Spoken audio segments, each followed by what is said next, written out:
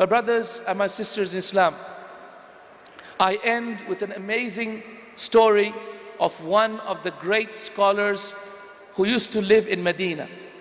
His name was Jamaludheen Afgani. Have you ever heard of this scholar? Some of you might have heard, most of you probably haven't. But he was such a superstar. He was such an amazing scholar. He did his PhD from Medina University and became a great scholar, teaching in the university itself. And Sheikh Jamaludheen Afgani used to give classes in the back of the university where I used to study, alhamdulillah. And I never had the chance to really sit with the Sheikh. But the Sheikh was, subhanallah, very well known, very beloved to the people.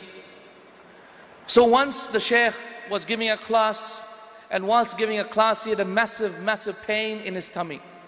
Very massive pain, so he could not complete his class.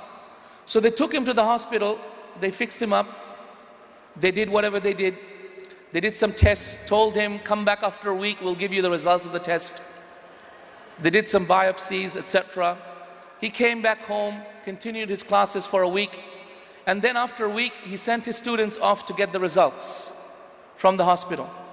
When he went to the hospital, the students went to the hospital. Listen to this, it's such an amazing story. Wallahi, such an amazing story. Went to the hospital, got the results, and then came back to the Sheikh whilst the Sheikh was teaching his class. And the student was crying, and his beard was wet with tears. And the Sheikh saw the student crying and crying and crying.